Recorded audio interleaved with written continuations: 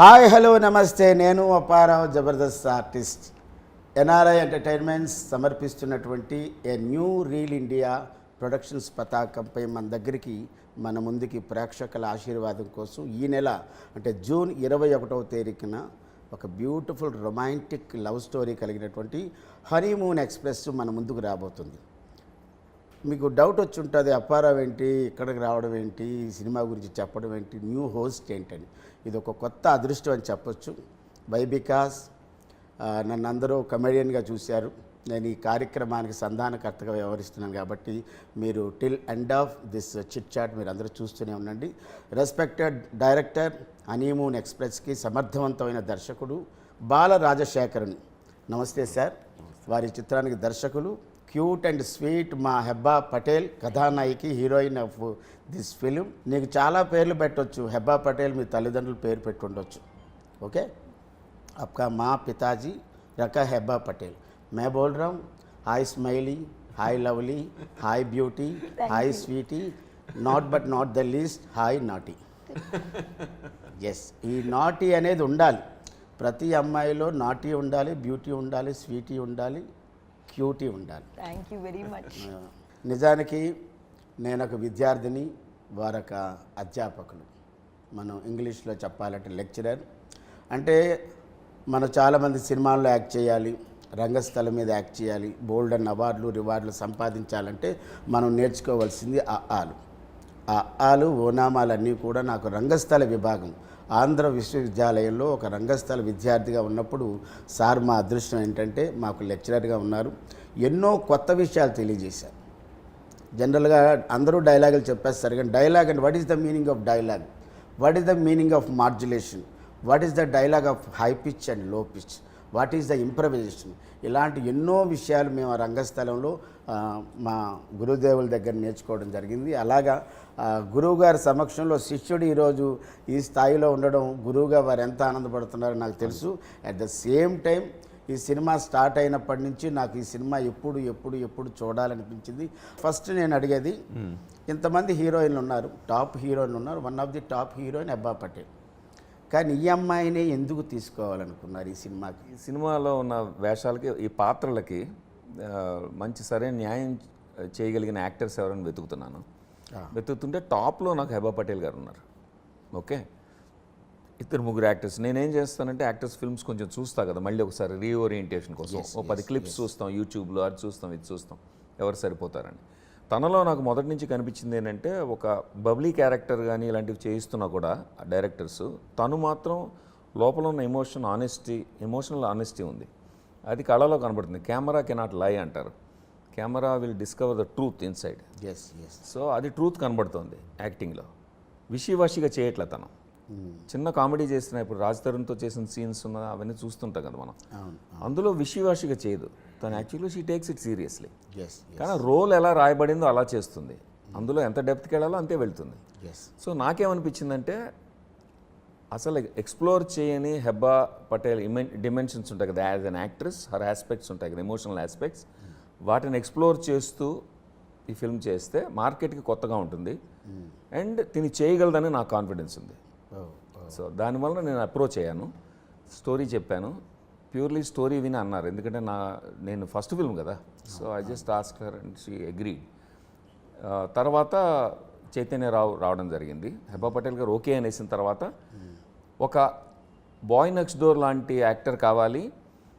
Actor అనేవాడు క్యారెక్టర్నే చూపించాలి తప్ప తను కనబడకూడదు, హీరోయిజం కనబడకూడదు, చక్కగా ఉండాలి, పాత్రే కనబడాలి అనే యాక్టర్స్ ఎంతమంది ఉన్నారని తెలుగులో చూస్తే మేము ఎఫోర్డ్ చేయగలిగిన రేంజ్లో ఈ బడ్జెట్స్లో వాటిలో ఉంటారు జనరల్గా. కానీ అంత చాయిస్ కనబడలే నాకు. అప్పుడు అనుకుంటున్నా మలయాళంలో అయితే దొరికేస్తారు, అలాంటి మలయాళం యాక్టర్స్ ఎవరైనా ఉంటే బాగుండు అనుకుంటుంటే, అప్పుడు లగడపాటి శ్రీధర్ గారితో మాట్లాడుతుంటే, నా ఫ్రెండ్ ఆయన ప్రొడ్యూసరు, ఆయనతో మాట్లాడుతుంటే ఆయన 30 Weights 21 చూసావా అన్నారు. నేను విన్నాను బాగా దాని గురించి, చూడలేదన్న, చూడన్నారు. అంటే వెంటనే నేను అన్ని ఎపిసోడ్స్ చూసా రోజు కూర్చొని. నాకు అర్థమైపోయింది this is the guy I want అని. వెంటనే నేను ఫోన్ చేసి పిలిపించాను, కథ చెప్పాను. చెప్పి సరే మిగిలిన విషయాలు తర్వాత డిస్కస్ చేద్దామని ఏదో అన్నాను. ప్రొడ్యూసర్ గారు ఉంటారు కదా, మా యూఎస్ ఇన్వెస్టర్స్ వస్తారు మాట్లాడతారు. కేకేఆర్ గారు, బాలరాజ్ గారు. అదే ఎందుకని బాలరాజు నేనే రెండో అవతారం. కేకేఆర్లో ముగ్గురు వేరే మనుషులు.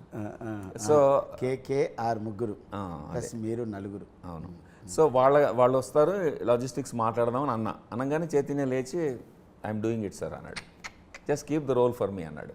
తర్వాత ఇంటర్వ్యూస్లో అన్నాడు, one of the reasons is because Hebah is already on board, so he wanted to work. That's how ఈ కాస్టింగ్ హ్యాపెన్. ఇంక తర్వాత ఒకసారి రోల్స్ డిస్కస్ మనం చేస్తూ ఉంటే, సినిమాలో రిహర్స్ చేస్తూ ఫైనల్ అవుట్కమ్ ఎడిటింగ్ టేబుల్ మీద చూస్తుంటే అబ్బా ఎంత చక్కగా కాస్టింగ్ పడింది అనిపించింది, ఎంత కరెక్ట్గా పడింది. ఈ సినిమాలో ఇంకా నెక్స్ట్ సీనియర్ కపుల్ ఉన్నారు కదా, మీరు అడగచ్చు తర్వాత చెప్పు. సీనియర్ కపుల్ గురించి కూడా విన్నాను. Respected writer and director and versatile actor Tanikella Bharani garu. ఆయన రంగస్థల ముద్దుబిడ్డ. At the same time Suhasini Mani Ratnam garu సహజ నటి. వాళ్ళు సీనియర్ కపుల్స్, వీళ్ళు జూనియర్ కపుల్స్. అవును, not junior, exactly young couple. అవును. ఇప్పుడు హెబ్బా సే బాల రాజశేఖరన్ గారు ఇంతకుముందు మీకు పరిచయం ఉందా? అప్పుడు జాన్ ప్రశాంతే లేదు. మీ దగ్గరికి ఈ క్యారెక్టర్ వచ్చినప్పుడు అఫ్కోర్స్ హీరోయిన్ క్యారెక్టర్ వచ్చింది, బట్ మీరు ఏం థింక్ చేశారు? హూ ఈజ్ మిస్టర్ బాల రాజశేఖర్ని, ఎన్ని సినిమాలు చేశారు, వాట్ ఈజ్ బిహైండ్ అంటే చాలామంది హీరోయిన్లు ఏం చేస్తారంటే బ్యానర్ నేము, డైరెక్టర్ ప్రీవియస్ ఏ సినిమాలు చేశాడు, ఇది మనకు వర్కౌట్ అవుతుందా లేదా, అలాంటి థింకింగ్స్లో ఉన్నారా? Not entirely, but కొంచెం factors ఉన్నాయి. Like I did my homework on sir before agreeing. Production details, cast and technical crew details. It's very important for me to like the DOP of my film. So that I researched. Like that I'm always very particular about wanting to know who the DOP of the film will be. Whether because sir was a debut director in Telugu, but sir was also the dean of Annapurna Acting School. So I already put him on a pedestal, whether he had no previous directorial experience in Hyderabad. But I've worked with enough debut directors, so I have no qualms in believing in their talent. I've been a debutant once, so I have full faith in all the debut people. So that was the story, the DOP, and whether my remuneration was agreed upon. These were the three factors that I kept. Yes. అంటే మీరు first మీ దగ్గరికి వచ్చినప్పుడు బాల రాజశేఖర్ గారిని మీరు పూర్తిగా trust చేశారు. You should always trust the people you work with, otherwise it is not fun. వారు ఇక్కడ కాదు, యుఎస్ఏలో మీరు ఎక్కడ ఎనీ సినీ ప్రొడక్షన్లో మీరు అడిగితే ఇంటర్నేషనల్ అవార్డులు 6 తీసుకున్నటువంటి వ్యక్తి. అలాగే ఎస్వి కృష్ణారెడ్డి గారు మనకు తెలిసిన ఆహ్వానం సినిమా, ఇది ఇంగ్లీష్లో డివోర్స్ అనే సినిమా తీస్తే దానికి అంటే సినిమాకి ప్రాణం స్క్రీన్ ప్లే దాన్ని అందించింది సార్. చాలా సంతోషం. ఇంకొక విషయం చెప్పండి, చైతన్యరావు అతని హెయిర్ స్టైల్ చూస్తేనే నాకు ముద్దొస్తున్నావా గోపాలం అంటావు, అర్థమైందా? అయితే చైతన్యరావుకి మీకు ఇంతకుముందు పరిచయం ఉందన్నారు? లేదు, అసలు ఎవరితో పరిచయం లేదు ఈ మూవీలో. ఓన్లీ తనికెల భరణి సార్తో ముందే వర్క్ చేసి ఎక్స్పీరియన్స్ ఉంది. Everybody else was new. అది ఇబ్బందికరమైన పరిస్థితి కాదు, ఎందుకంటే ఆయన సీనియర్ కపుల్స్ కాబట్టి. ఇతను మీ పక్కన చేస్తున్నాడు కాబట్టి చైతన్యరావు మీకు ఎలాంటి చైతన్యం కలిగించాడు, మీకు కానీ దర్శకుడు కానీ తీసుకున్నందుకు? మీరు యాక్సెప్ట్ చేశారు ఆయన చూడగానే? ఎవరండి Bala sir, who is this Chaitanya Rao? పేరులో మాత్రం ఒక అద్భుతమైన వైబ్రేషన్ ఉంది, చైతన్యరావు అని ఉంది. To be very honest, I don't have any preconceived notions about any, ఎవరికి కాస్ట్ చేస్తారా అదే నా చేతిలో లేదు. డైరెక్టర్ ఆలోచించి అన్ని ఫ్యాక్టర్స్లో అసెస్ చేసి డిసైడ్ చేశారా, so that is the credibility of the director. నా పని యాక్టింగ్ చేయడానికి నేను అంతవరకు ఫోకస్ చేస్తున్నాను. I love you Hebba. Hero ఎవరైనా పర్వాలేదు, దర్శకుడు సెలెక్ట్ చేసుకున్నాడు, అతనితో నేను వర్క్ చేయాలి. Yeah, because I'm not the director of the film, I'm not the producer of the film, so I'm just an actor. I have been hired to do my job. Yes, obviously good co-star ఉంటే act చేయడానికి fun వస్తుంది, scene వేరే లెవెల్కి వెళ్తుంటే it all of those factors play out, but as an actor I only focus on what I bring to the table, not what others bring to the table. మీ ఇద్దరి మధ్య, చైతన్యరావు హెబ్బా పటేల్ మధ్య, మీ character పేరు hero? Sonali బంగారం. అబ్బాయి పేరు సినిమాలో? ఈశాన్. మీ ఇద్దరి మధ్య కెమిస్ట్రీ బాగా వర్కౌట్ అయిందా? I hope so. నాకు నచ్చింది, ఆడియన్స్కి నచ్చిన తెలీదు, but I have liked it. చేసే వాళ్ళకి నచ్చితే ఆటోమేటిక్గా ప్రేక్షకులు నచ్చుతుంది. నాకు నచ్చింది. నీకు నచ్చితే సినిమా కూడా అందరికీ నచ్చుతుంది. ఎందుకంటే మనం సాటిస్ఫైడ్గా హ్యాపీగా మనం చేయగలిగితే అబ్బా భలేజ్ వచ్చింది ఈ సీను అనడానికి బాగుంటుంది కదా. అయితే ఇప్పుడు మీరు చైతన్య మీరు తీసుకున్నారు కదా లగడపాటి వారి ఆయన ఇచ్చిన ఇన్ఫర్మేషన్తో మీకు దర్శకత్వానికి అబ్బా మాకు మంచి క్యాండిడేట్ దొరికాడు చైతన్యరావు, నిజంగా ఈ క్యారెక్టర్ చైతన్యాన్ని కలిగించాడు మీరు అనుకున్నారు సార్? అవును, అది 100% అనిపించింది. చేస్తున్నప్పుడు వర్క్ చేస్తున్నప్పుడే ఒక 2-3 షార్ట్స్లోనే Hebah is correct for Sonali and is correct for Ishaan అని వెంటనే హ్యాపీ ఫీల్ అయ్యాను. ఫస్ట్ డేనే నాకు అనిపించింది. Very good, very good. అంటే మేడ్ ఫర్ ఈచ్ అదర్లా ఉన్నారు కానీ మ్యాడ్ ఫర్ ఈచ్ అదర్లా లేదు. Yes yes, super. Made for their own character and made for each other on screen అన్నట్టుగా చేశారు. Oh super sir. ఇక్కడ ఒక దగ్గర చూశాను సార్, ఆర్పి పట్నాయక్ సార్ ఉన్నారు. ఆయన దీనికి బ్యాక్గ్రౌండ్ స్కోర్. బ్యాక్గ్రౌండ్ అంటే ఆర్పి పట్నాయక్ గారు అంటే ఒక జానపదాన్ని ఉర్రూతులూగించినటువంటి వ్యక్తి. అవును, ఒక 20 ఏళ్ళగా గాజువాక అనే పాట కానీ ఏది తీసుకున్నా ఉంటుంది. అతన్ని మ్యూజిక్ డైరెక్ట్గా కాకుండా ఆ బ్యాక్గ్రౌండ్ స్కోర్కి ఎలా తీసుకున్నా ఆయనలో ఏమి నచ్చింది సార్ మీకు? ఆర్పి పట్నాయక్ ఇప్పుడు అప్పారావు నువ్వు నేను ఎట్లా ఫ్రెండ్సో ఆర్పి పట్నాయక్ గారు మేము లాంగ్ టైం ఫ్రెండ్స్. వైజాగ్ నేను రాకముందు నుంచి ఫ్రెండ్ నాకు. సో మా సర్కిల్ ఒకటి ఉంది, ట్రైలక్ బ్యాచ్ అని. ఆ ట్రైలక్ కెఫే అని ఒక హోటల్ ఉంది, కేఫ్ అంటారు కదా ఇక్కడ, ఇరానీ చాయ్ కెఫే. అక్కడ ఆర్పి పట్నాయక్, చంద్రసిద్ధార్థ అందరూ ఒక గ్రూప్ ఉన్నారు మా వాళ్ళు. Chaitanya Prasad, you name it, Chaitanya Prasad lyric writer, ఇట్లాగా అందరూ ఒక గ్రూప్ కలిసేవాళ్ళం అనమాట. ఇప్పుడు మేము అందరికీ ట్రైలక్ బ్యాచ్ అని గ్రూప్ ఉంది, దశరథ్, ఇట్లాగా మొత్తానికి ఒక 10-15 మంది అందరూ సెలబ్రిటీస్ ఈ రోజున. మేమందరం కలిసి అక్కడ we are aspiring filmmakers, good friends. సడన్గా నేను యూఎస్ వెళ్ళిపోయాను, నేను ఒక్కడనే, వాళ్ళందరూ ఇక్కడ ఉన్నారు. వచ్చేప్పటికి అందరూ సెల్ఫీలు ఇస్తున్నారు. సో ఆర్పి గారితో వర్క్ చేయాలి, ఈజ్ అ గుడ్ ఫ్రెండ్, అదొకటి notion. Plus this I mean my wish and Dzire. Kalyan Malik గారు జనరాసిటీ ఉంది ఆయనకు, ఒక ఆర్టిస్ట్కి విశాల హృదయం ఉండాలి.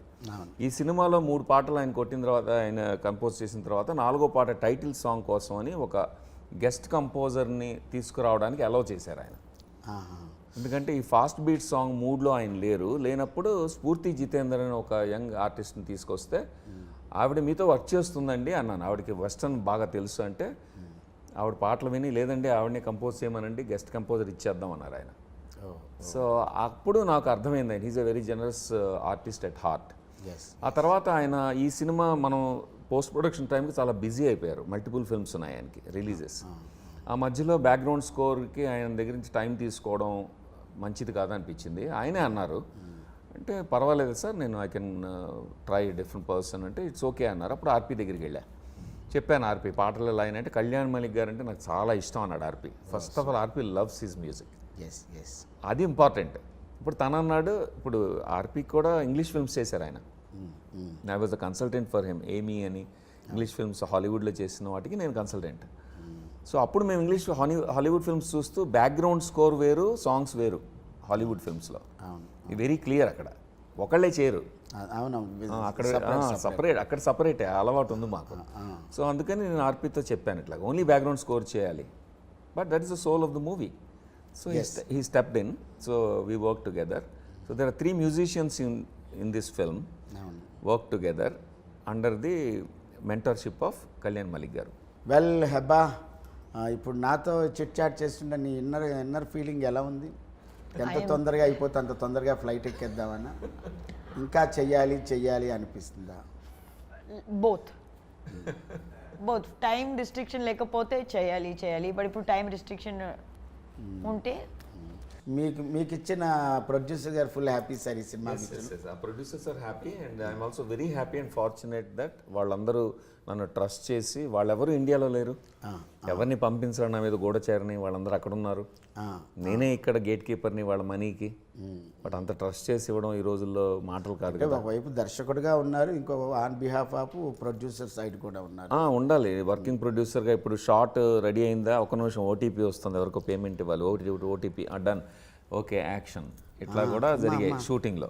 అంటే మన క్యాషియర్ లేరు సార్, క్యాషియర్ ఉన్నా కూడా పెద్ద పెద్ద అమౌంట్లు అండి మీ చేతులు. అంటే రెస్పాన్సిబిలిటీ నాది కాబట్టి పూర్తిగా నేను థర్డ్ పర్సన్కి వదిలేసే బదులు I'm the gate keeper for their money.